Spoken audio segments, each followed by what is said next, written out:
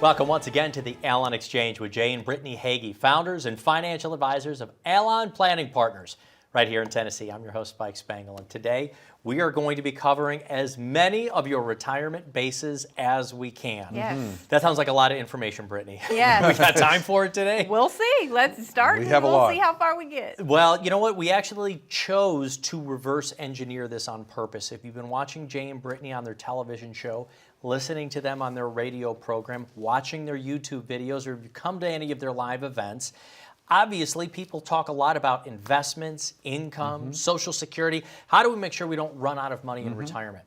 We decided to start, though, more with the end in mind. Let's talk about estate planning. Estate planning, it is part of the written financial plan. It's part of the process. It is. Is there a minimum amount or threshold, or when do you deem it's right to both need to do estate planning and the right time to do estate planning? Yeah. If you have assets at all, you should do some kind of estate planning. Right. It doesn't matter how much, but if you have a car, a home, if you have brokerage accounts or savings accounts or anything like that, you should begin this conversation regarding wills and the right legal documents.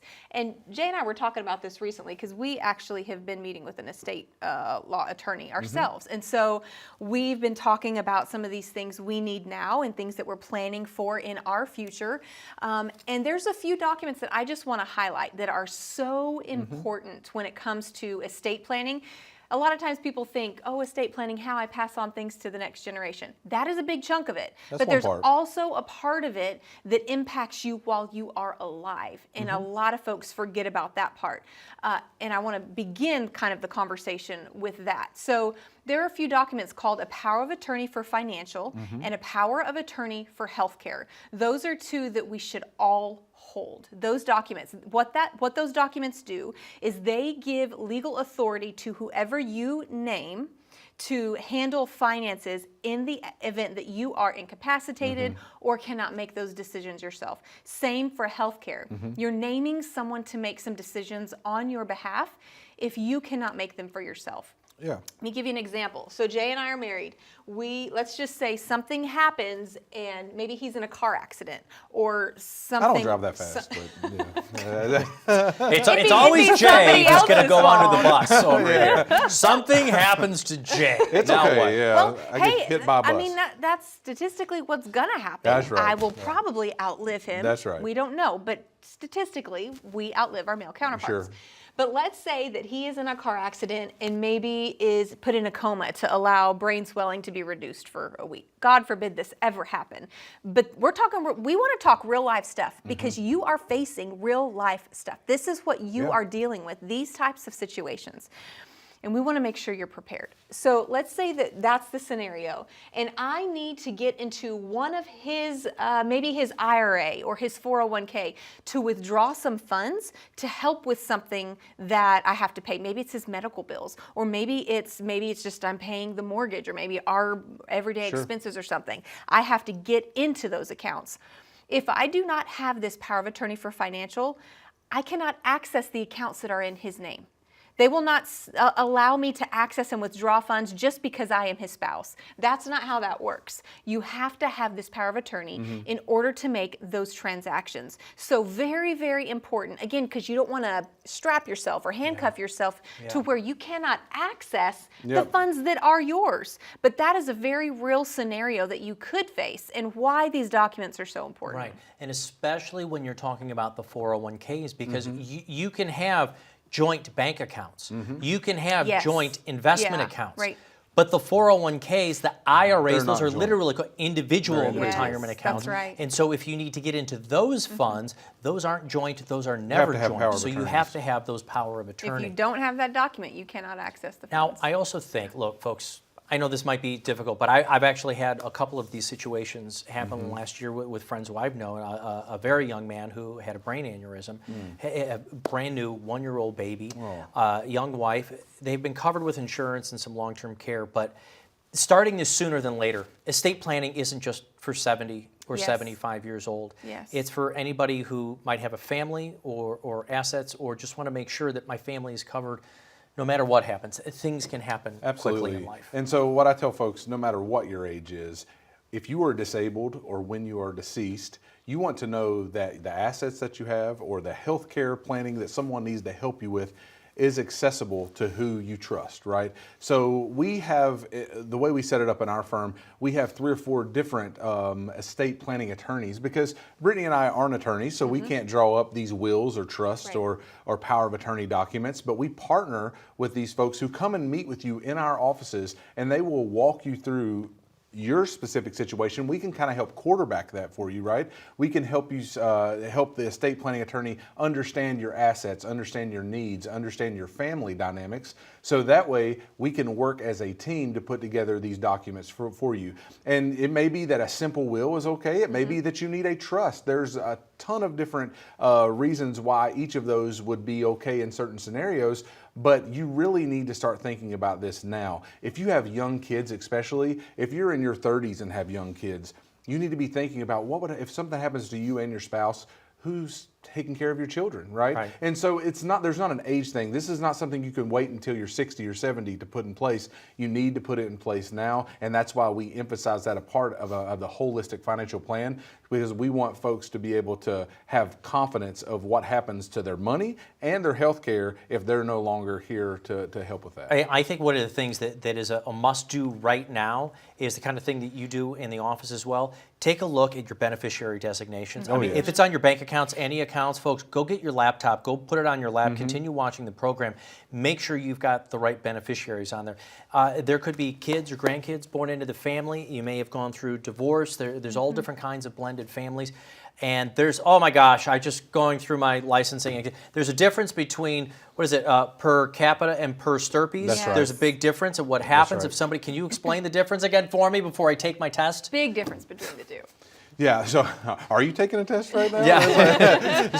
So it's either the way that it's presented down in the lineage, you know, whether it goes directly 50-50, let's say you have 2 kids and one of those designations are going to allow it to go equally to each and then to their children, and the other, it can be designated more to definite children, DNA to the first level. And to the first level and not go to the second level. So let's say you've got 2 kids, and one of them has 4 kids. So you got 4 grandkids, and one of them has 2 grandkids over here. And if one beneficiary designation, one way you do it, if you do it per the person, if this one happens to predecease, then all of your inheritance will go over here. To the other side. Grandkids would be left out. So it's hard to explain without a diagram here on television, right? But you really need to know the difference of that per capita per stirpes in your family dynamic and what is the best for you. And what is best for you and That's your family, right. which is exactly why we talk about it. Estate planning is only part of the process of putting together a complete financial plan. There's a couple of different things we'd like to do. Is number one, help you with that complete financial plan. We'll do that for you in the office. 1, probably 2 meetings, show you what that looks like. But we also have another tool that we'd love to get in your hand. You come into the office, we'll just give you a complimentary copy of the Allon Approach, Jay and Brittany's brand new book. There's some great workbook material in there, but it's something that you can take away with you, learn more about the team. We're going to continue talking about all of your retirement bases. Man, this was just estate planning. We've got so much more to cover. Don't go anywhere. More with Jay and Brittany right after this.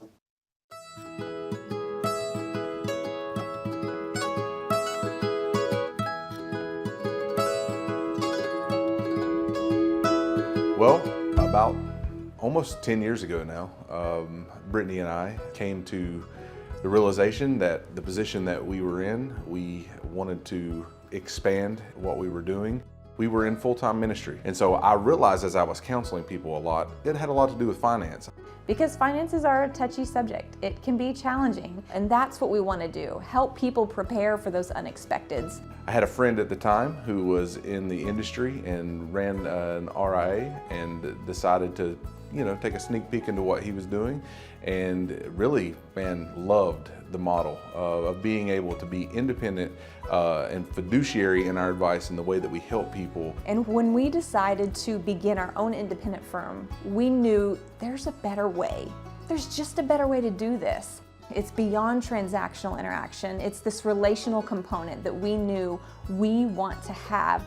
And I believe that each individual and family has to find the right fit for them. And I think most people that walk in here are looking for that unique touch. Like, independently, how can we help your family succeed?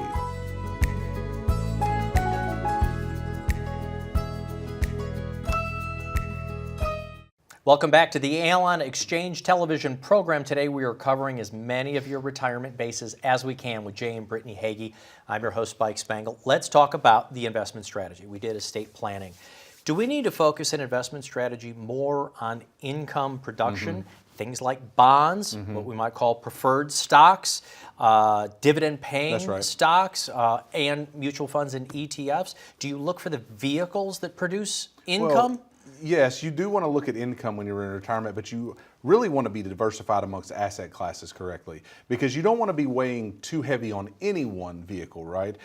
Because there, again, is inherent risk with every vehicle that you choose. So you need to diversify yourself, whether it's cash, bonds, commodities, things like gold and oil and things like this, stocks, and you mentioned a good one, a dividend-paying stock. You know, I've met with clients before with millions of dollars that only held dividend-paying stocks. And so I understand why, because they're wanting to produce the income off of them. But then I also have to explain, you know, the inherent risk of being able to ride the market volatility while you're getting the dividend from this stock, right? So it's okay to hold, and real estate is that other asset class that you want to look at. But it's okay to hold each of these individual vehicles in the right sequence or in the right amount, right? You want to make sure you're diversified and you're weighted correctly. Because if you overweight too heavy in any one area, it can cause problems in your diversification strategies. And not just in different asset classes, but even within those asset classes, there should be some diversification. I don't know if you've heard the term correlation or if you're familiar with that, but when you come in and sit with us, we talk about correlation. This just means how your assets move in relation to one another. What you don't want to do is have your assets positioned to where they all move the same direction at the same time. You want to have some inverse correlation so that if one is up, the other may be down, and they can kind of counteract each other a little bit, so there's no massive swings. We don't want those, especially for those really nearing retirement. You don't want to experience the massive dips and swings of the market on your income bucket. Now, if it's extra money that you want to really just grow and build and take more risk with, that's a different strategy. But for your income producing bucket of money, you don't want to experience those massive swings, and that helps with When you're close to retirement, you know, number one rule from Warren Buffett, do you know that? Like, don't lose money, right? The reason being is because your money has to work twice as hard to earn back to even as what you took on the losses. So you have to really look at risk tolerance when you're closer to retirement. That needs to be a bigger portion of what we're looking at, diversification strategies and risk tolerance. How much risk should I be taking with each bucket of money that I've got set out here? Not just everything's in one pile and we're going in one direction, but we're actually going to isolate different buckets of money for different purposes, and we can take different risks with those different buckets of money. And that's what's beautiful about a comprehensive financial plan when it comes to investment strategy, is because we're not relying on any one asset class, whether it's a dividend paying stock or a bond or a real estate investment, to get us to where we're going. We're looking at balance and what's going to get us to our goals diversified. Right. That's a key concept that you brought up. And so let's say that you have an investment and it starts here at 100%. Let's just say for a big number, if the market loses 50%, right, it's not like you need another 50% to go back. You need the market to come back up to 100%. Yes. That's right. So clearly we want to mitigate the risk. I want to dive even deeper though. How do you do the investment selection? Does Brittany get to pick 50% of them? You get the other 50%? We'll arm wrestle most Just of the time. out of a hat. How are we just pick 'em actually out of a doing hat. the investment selection? Who helps you with that? Do you have a team behind you? How So does that yeah, look we like? have a team of CFAs that actually help us with investment and portfolio management. I'm not sitting at my desk picking stocks and bonds and trading all day. Our job is to quarterback this plan and make sure we have the right team approach, that we have the right people around your portfolio and your investments, that someone is at the station 24/7 making these critical decisions on in this stock, out of this stock. But we have a team of CFAs that we utilize that are actually in different places around the country that help with putting together portfolios for every one of our clients. Right. Yeah. Can I also add, then do you also then start to focus on taxes and different tax qualifications of, let's say, the liquid assets? Or do we start moving then these 401ks into things like annuities with more tax deferred? Do we look at the investment strategy also from the tax point of view? You have to. Absolutely. Yeah, that is what tax planning really is. Tax planning is looking at the bigger picture. We talk about this all the time. If you've ever watched our show, you've heard us talk through this. Tax planning is looking not just at the current year, but looking ahead. And you have to do that when you're looking at your investments. So as you're assessing your current investments, you've got to ask, how do these investments impact my taxes? Not just this year, this current year, but in 2 years, in 5 years, in 10 years, in 15 years when I have to take RMDs from my qualified accounts. You've got to consider all of those things to ensure, again, you are minimizing your tax liability and maximizing what you keep in your pocket. So that's taxes, and you mentioned income planning in retirement. Income is everything in retirement, because that's why companies really have done away with the defined benefit plan, the pension, and now we are responsible for our own pension planning. So we have to look at vehicles that guarantee income, that is going to give us the income that we need to spread out through our retirement, so we're not over here biting our fingernails saying we're going to run out of money, right? So we have to make sure that we look at every investment vehicle, but through the eyes of taxes and income planning for sure. Right. There have been some talks, some reports that I think through Secure 2.0 or one of the amendments that went through, that they are talking about now allowing annuities or certain versions of annuities to be allowed into retirement plans.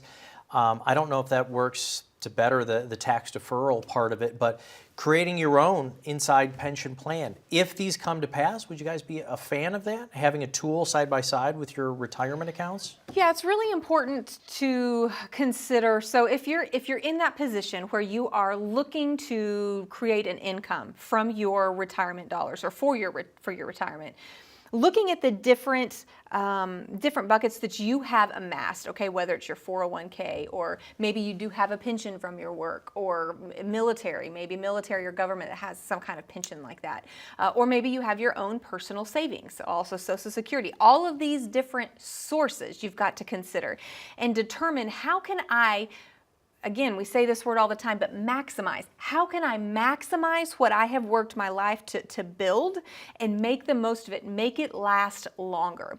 And sometimes that may mean taking a portion of that and creating an income from that. Sometimes it means taking maybe multiple buckets and withdrawing at different times and creating income streams from different buckets at different times. For example, if you're looking at an investment account, specifically like a market account with stocks or things like that, and you have that as part of your distribution plan, you never want to be pulling from your investment account or your market account when the market is down, because you are locking in those losses. That's right. You don't want to put yourself in a place to where that's the only bucket you can pull from, and then when there's a down market and maybe you've lost a couple percent or something, and you're really feeling that, and then you have to withdraw and lock in the losses and not have that potential for building that back up. So having multiple sources to pull and create distribution streams from would be the ultimate goal there, so that you're not dependent upon just one, but creating these additional streams to help navigate some of that. So what I'd like to tell everybody is about your tax guide. The tax guide is very helpful because we know that for most Americans, the largest account you've been able to save into are those retirement accounts. But is it working for you?